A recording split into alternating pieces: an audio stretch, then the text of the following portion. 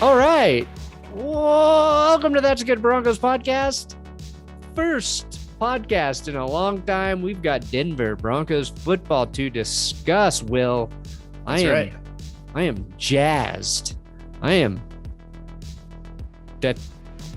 the only one I can think of today, but today's episode, we're going to recap the Broncos game. We're going to break down Drew Lock. People are high on Drew Lock. People are still low on Drew Lock. Will and I right in the middle. We are the belly buttons of Drew Lock hype. We'll tell you what was good. We'll tell you what not to get too fucking excited about. And the other players that, man, there's some good play. We know the Vikings sat like 31 dudes. Don't care. Broncos played well. It felt good to watch them dominate a football game, because it only happened really against the Panthers last year. So, getting the juices flowing for football season. Today's episode brought to you by DraftKings Sportsbook. Use code DNVR when you sign up over at DraftKings to take advantage of all of their offers. And my coffee company, BenchWarmerBrew.com. We sell coffee. That's where you buy it. Okay, no freaking around today, Will. Nope. I did enough of that. None of that. During the live stream.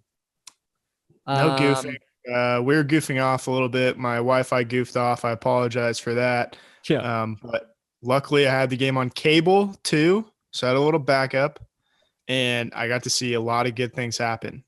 Did you sign up for the Game Pass? I did, yeah. Fuck yeah. Did you see the option where you can watch all the Broncos games? I have to look into it a little bit more, but let's hope so. Let's look cross our into fingers that, on one. because I want you to get that, and then you'll have insider Bronco access, just like I do, which is being able to watch the games from home. Yeah. Hopefully you get local ads too. I want local Colorado ads. You want the Frank Diazar, Jake Jab ads? Yeah. No, I'm looking for those. So there was mostly good from this game. It's really like, normally we would talk about the good and the bad, but it's really hard to pick out anything bad from yesterday. Yeah, it was good. A lot of good. All good. And it started really with that 80-yard touchdown from Locke to Hamler. That was pretty, which you did. Nice. I spoiled for you because I was ahead on my stream a few seconds, but I posted that clip on That's Good Sports. But yeah, 80-yard touchdown. Never going to complain about that. No, the cameraman, as we like to say, it was preseason for the cameraman too. Yeah, he almost missed KJ Hamler running down the field. It's because he's so small. KJ Hamler is faster than a camera. Yeah, we learned that. What we learned. Yeah. What is camera speed? KJ slower Hamler. than KJ Hamler. Yeah, and he broke down the play after the game and basically said, I just ran by him, which he did. He ran by Cam Dantzler, and say what you will about the Vikings sitting most of their starters, but Cam Dantzler, he was a starter last year. Now you know why he was playing. Yeah, he needed the reps. First game. He needed the reps. So that was a perfect ball. I think people were kind of forgetting how good Drew Lock's arm is, because that ball traveled like 60 yards in the air. And I think that was a good reminder that he's got like top 8, top 10 arm strength in the league. Yeah, there's not a place on the field he can't throw it. So that's always a good thing when you have a quarterback. I think we just want to see him do that all the time, right? Like, the issue we've seen with Locke on some of those like deep balls, it was just overthrowing them or a little bit of inaccuracy. And one of the things I heard multiple people talk about was that his footwork looked better. And if that is true, I'm not going to pretend like I noticed his fucking footwork, but if his footwork is better, then he should be more accurate on those passes. Yes. He had good protection there. You want that to carry over, into the regular season.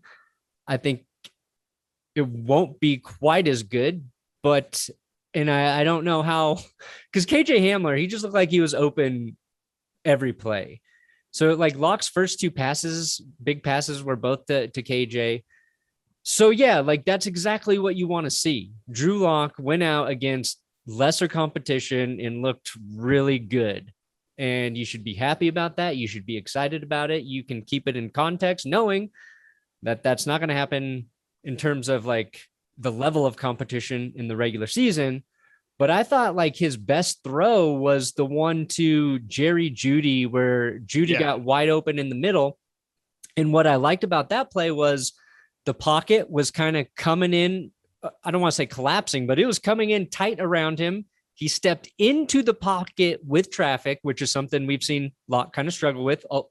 Tons of young quarterbacks struggle with that. And he found, the wide open guy, made the play there.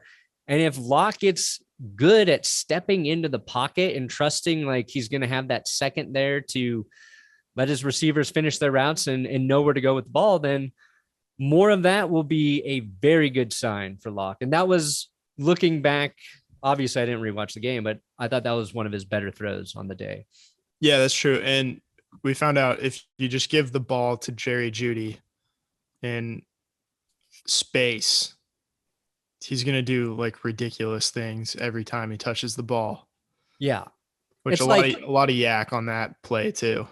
It's like KJ Hamler has more speed, but Jerry Jeudy is going to be harder to tackle once he's got the ball in his hands and has like a step to think about what he wants to do. He's going to torch dudes and shake them. Yeah, no, he makes other defenders look like they're playing on ice skates. Yeah. He turns defenders into baby deer, essentially. Like he just has that kind of footwork, not only like in routes, but after he gets the ball in his hands too. So he had the holding penalty. He shoots those baby deer's mom, just like in Bambi. Yeah. That's how ruthless he is. Mm-hmm. Right. You were going to say something football, but you said I think the analogy works there. So I liked it.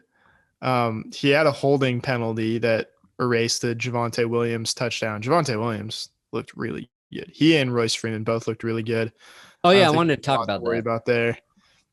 Williams had, if you take away the touchdown, 5 carries for 29 yards, and I think Royce Freeman averaged over 6 yards a carry as well. So you can look at it as they're both really good, and the offensive line did a really nice job, I thought too. Yeah, like Javonte Williams came out of the gate hot. His first 2 carries were for first downs. There was like 1st and 10, and he just picked up the first down. But over the course of the game, I thought Royce Freeman, I don't want to say looked better, but you felt really good because Williams got a lot of his yards on those first 2 plays, then kind of ran into some walls of nowhere, with like no gains. Freeman, every single play was picking up 4 or 5 yards. And by the end of the day, if you have 6 yards, carry, I know it's not a ton of carries. How many did he have?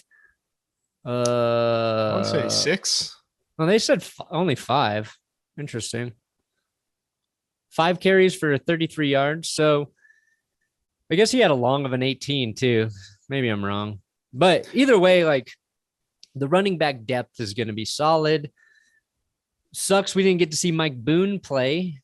But, if the Broncos decide they're going to move on from Royce Freeman, maybe they can trade him and get something if he continues to look decent in the preseason. But yeah, you got a team like who's been rumored to be in the running back market, like the LA Rams, I think would be a pretty logical destination for Royce Freeman. And he does everything pretty well. Catches the ball pretty reliably. He's a hard runner at the very least. He's not going to, break a bunch of long runs or anything, and he pass blocks well. So yeah, got value. He's a hard guy to get rid of. He's like at a 6.9 on all 3 of those things. Yeah, out of 10. You're like, okay, I think that's fair. I can work with that. Very good option to have back there. Yeah. Oh, back to Drew Lock for a minute because, okay, so he finishes the day 151 yards, 2 touchdowns. We all know that. Teddy comes in and nobody really gives a fuck that Teddy's playing because Drew Lock looks so good.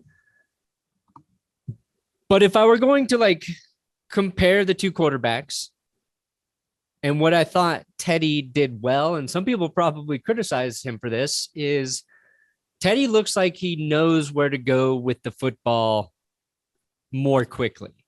Like he makes his decision and he does it. And yes, a lot of those are going to be the shorter, easier passes.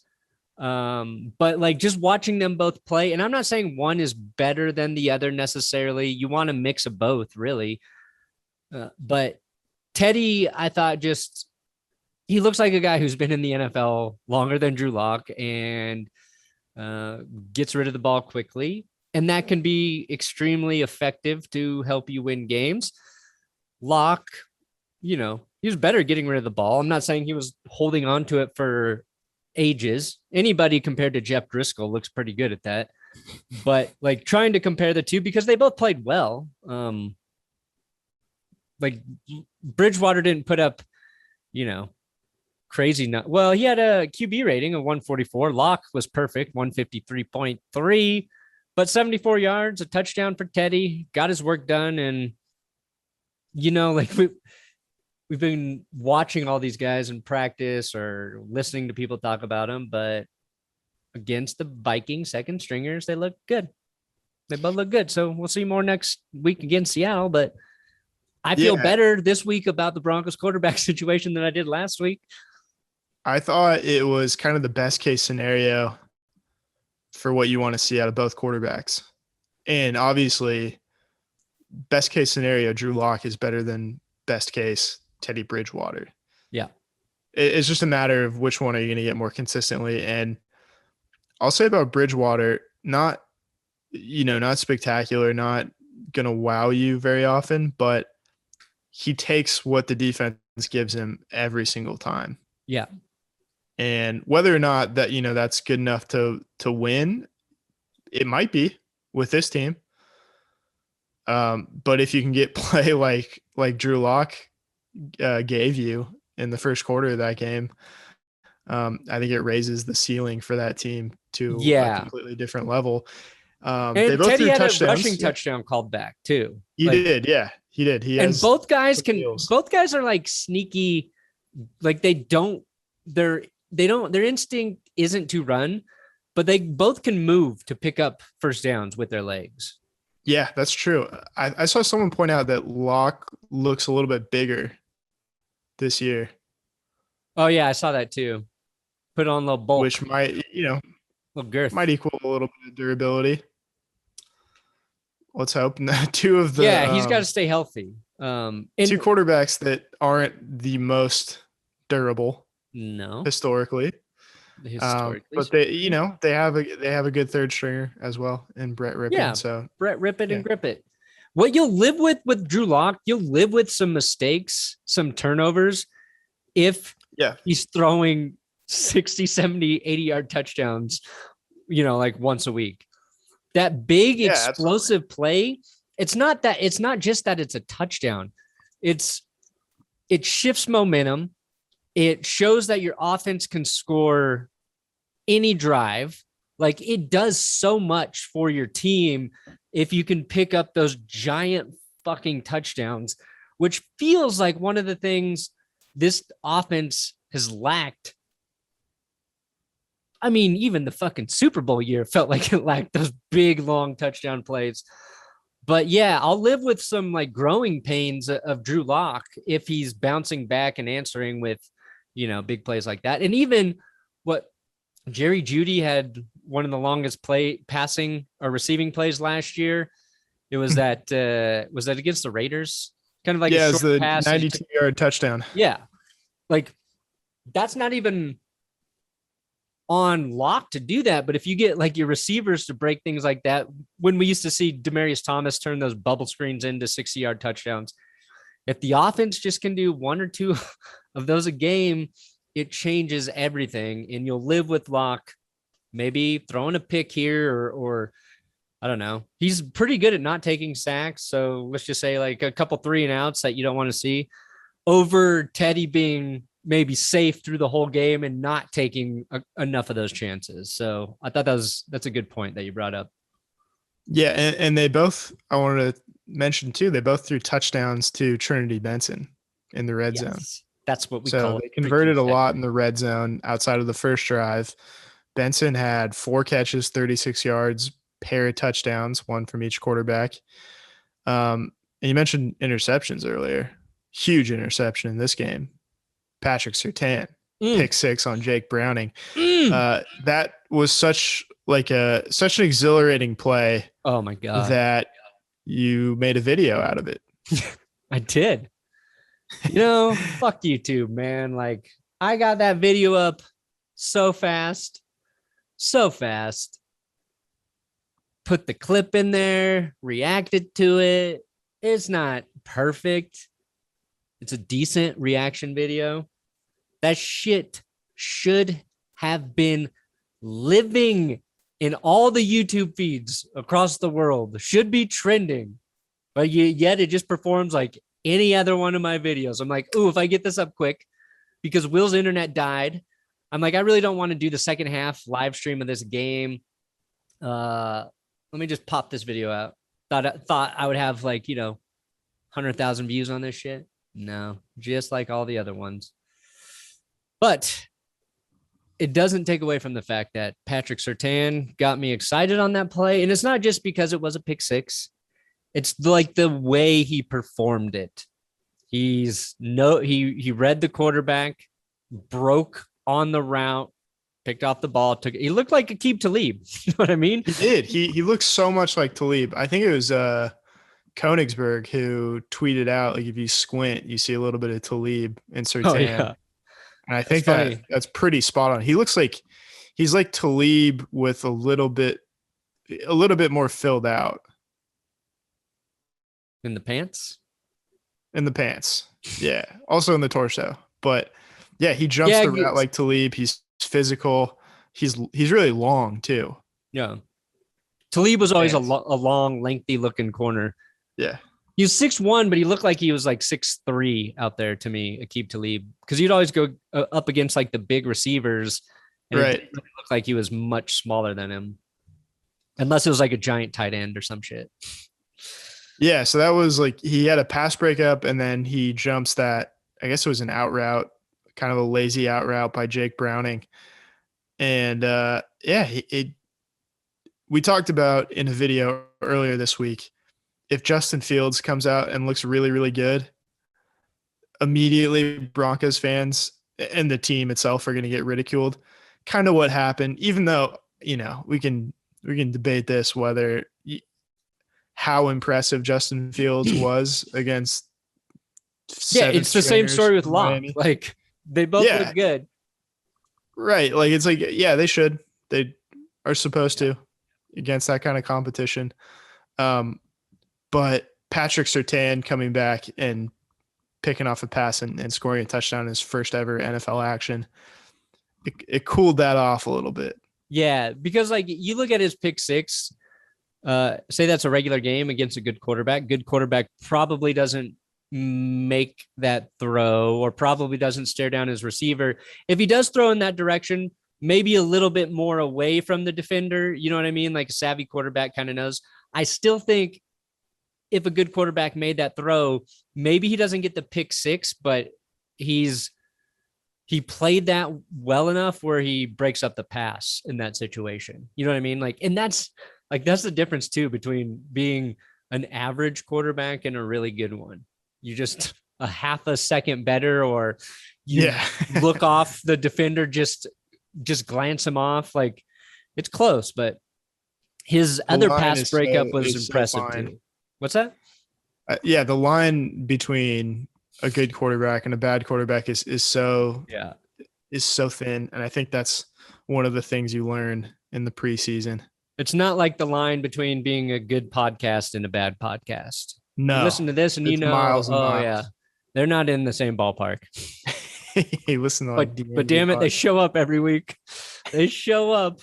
Maybe not on the same day. Our best attribute is we've been doing this for like 3 years. Yeah. We've got a good rapport. Speaking of a good rapport, my friends over at DraftKings Sportsbook, America's top rated sportsbook app, is here. Everyone's favorite time of year is right around the corner. College football season. And to celebrate, DraftKings Sportsbook app is putting new players in the center of the action with $200 in free bets instantly. You don't have to wait. This happens instantly. If you bet $1 or more on any college football game, take advantage of this limited time offer now. You heard right. DraftKings is giving all new players $200 in free bets instantly when you place a bet of $1 or more on any college football game, no matter what. It is no matter what. DraftKings Sportsbook, safe, secure, reliable, located right here in the US of A, so it's easy to deposit and withdraw your funds at your convenience. So download the DraftKings Sportsbook app now and use promo code DNBR to receive $200 in free bets when you place a $1 bet on any college football game. Even Fresno State. CSU, go for it. That's promo code DNVR to get your free $200 in free bets instantly for a limited time only at DraftKings Sportsbook. Got to be 21 or older. Colorado only. New customers only. Restrictions apply. See DraftKings.com/sportsbook for details. Gambling problem? Call 1-800-522-4700. Broncos covered their money lines. Did they ever? Did they ever? 27-point victory. Yeah. 33-6. Was that the final? Yeah, that was the final. It just felt good. Yeah. To me, I know it doesn't matter. It's kind of like, I don't care. If you do a sober October, or you don't drink for a whole month. Yeah. And you learn to like live with being sober. You learn like, yeah, everything's all right. This ain't so bad. But then like your friends are like, we're going out Friday. You're like, I made it through the month.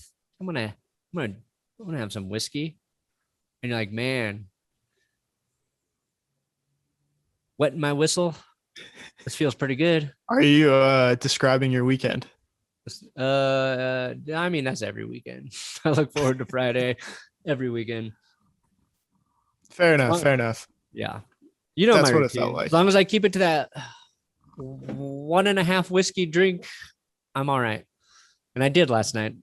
I just had one. I felt so good this morning. Incredible. So good. Yeah, you passed the 2 whiskey threshold and we're in trouble. Yeah. And we explained 2 whiskeys. We're talking like,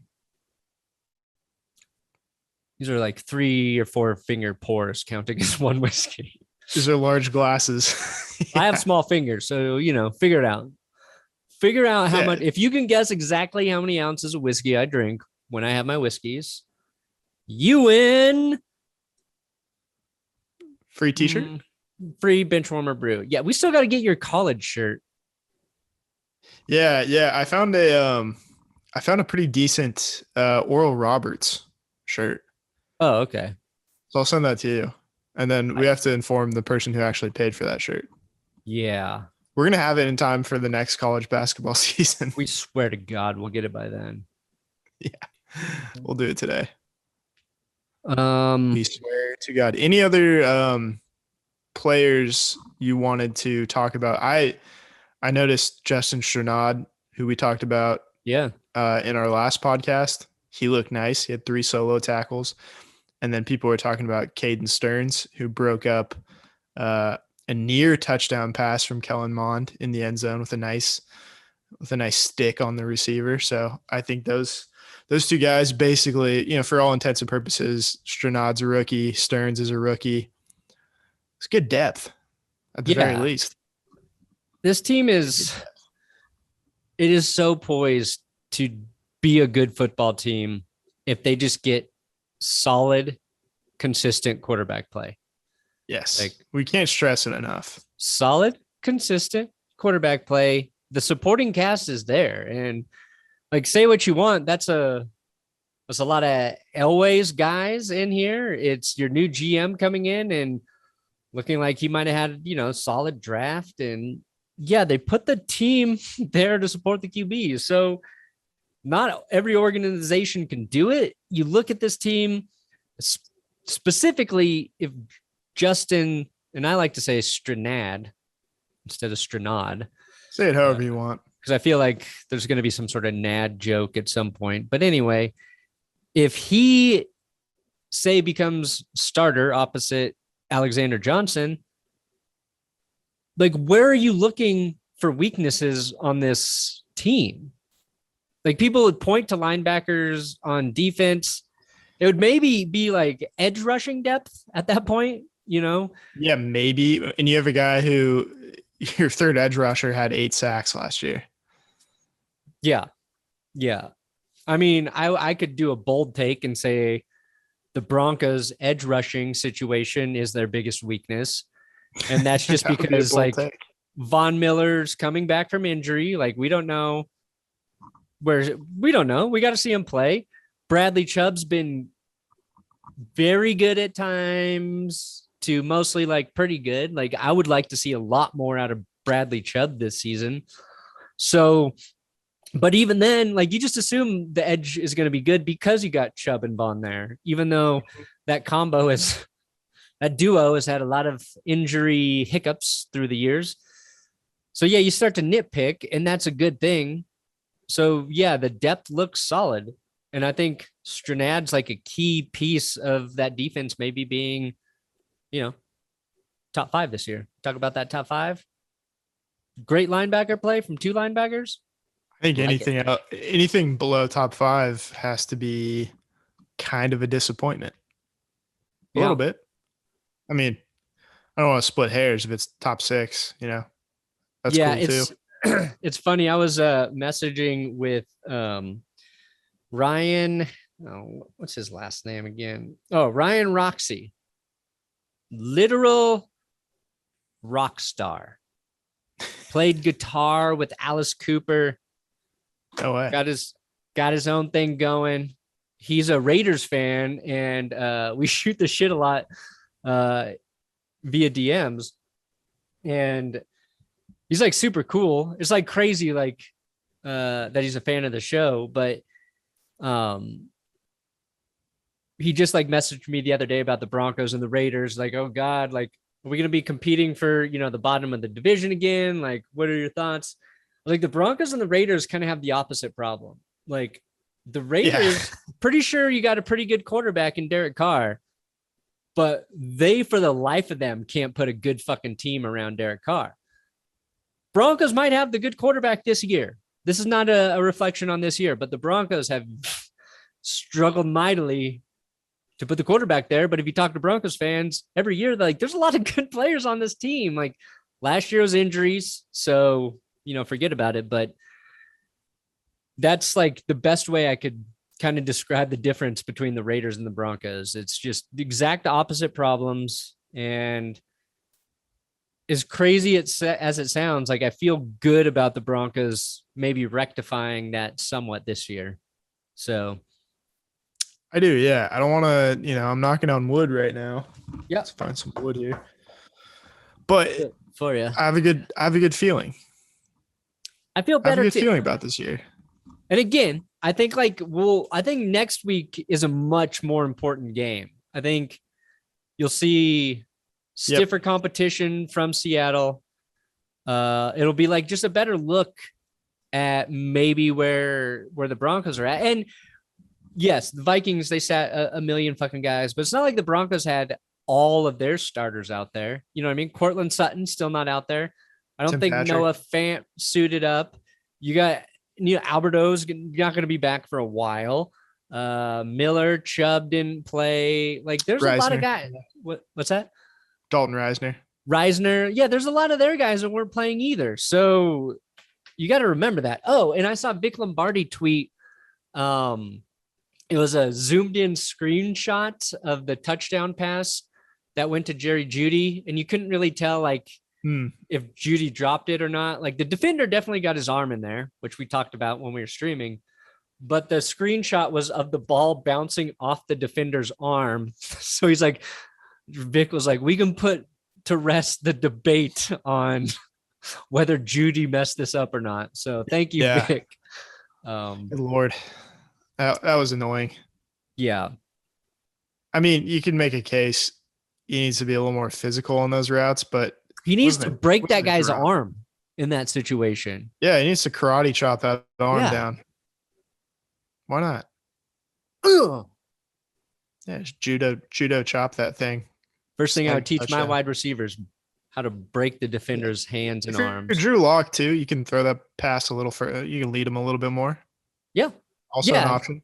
There's stuff to learn from that play. Not a perfectly executed play, but they'll work on that. And if he had hit that touchdown and had 3 first quarter TDs, that would have been nice. But yeah, if they string 2 good performances together, especially the quarterbacks against Minnesota and then against Seattle, I think you have reason to get excited. Full mast. Yeah. If they look good against Seattle, I'm gonna start. I'm gonna bring the heat because I won't be able to do the last preseason game. I'm gonna be up in the mountains celebrating my last weekend of freedom, anniversary, child's birthday, all action packed. But Trinity Benson, we talked about his performance, but it's important because that final receiver position on this Broncos roster, very important. It's deep. The most competitive spot in the NFL, I'll say.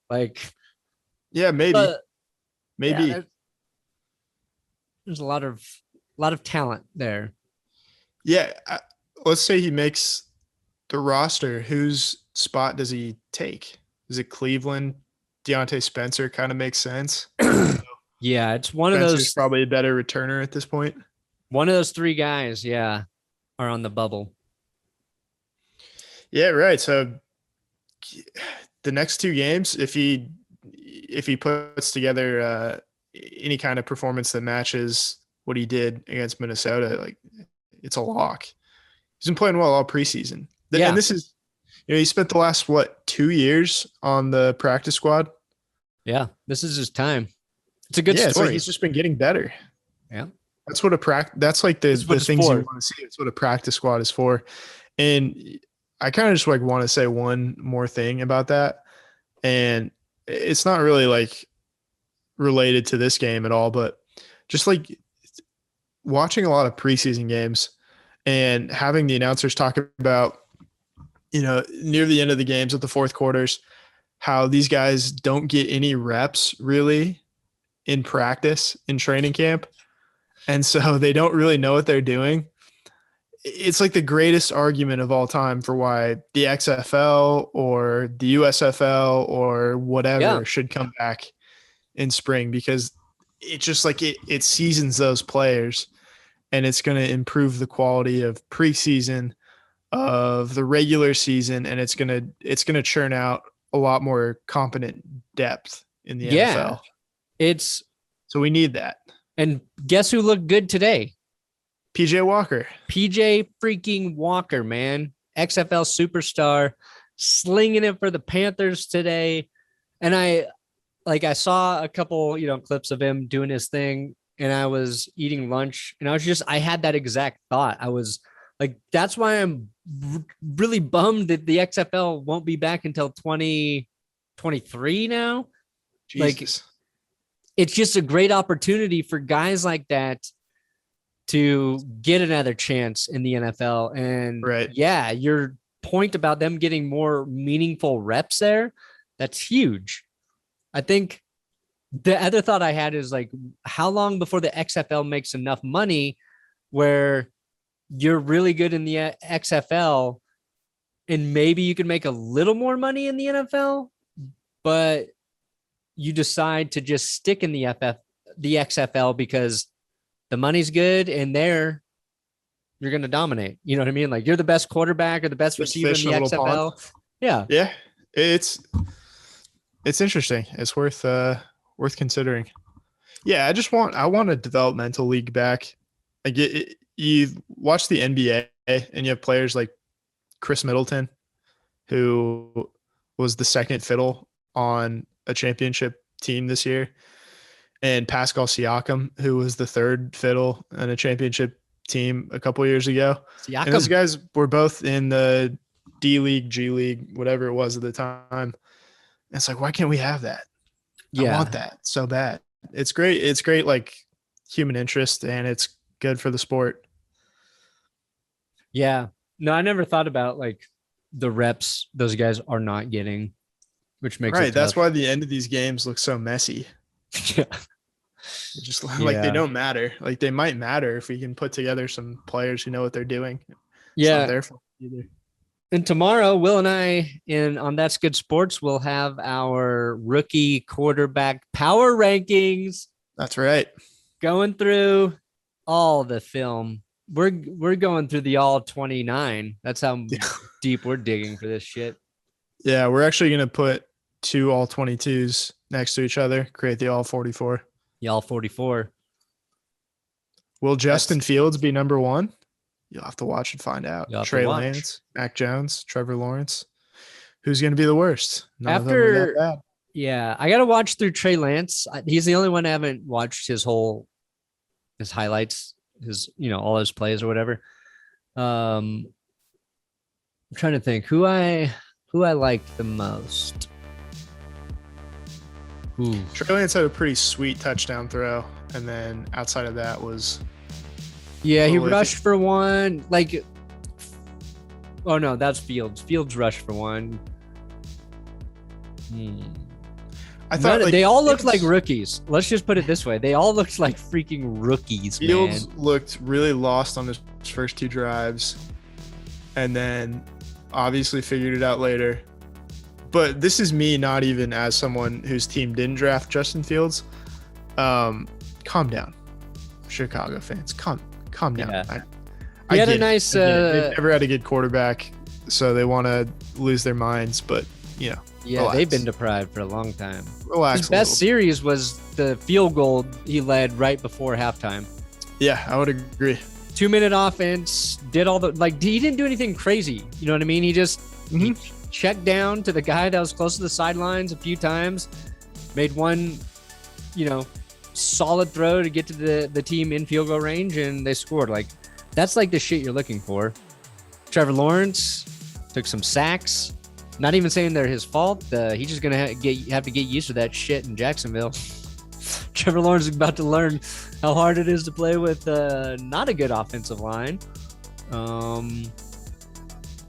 But yeah, so we'll reveal our final power rankings on That's Good Sports tomorrow. Will, you got anything before we get out of here?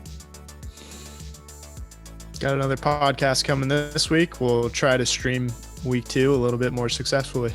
Yes, week 2, Saturday night.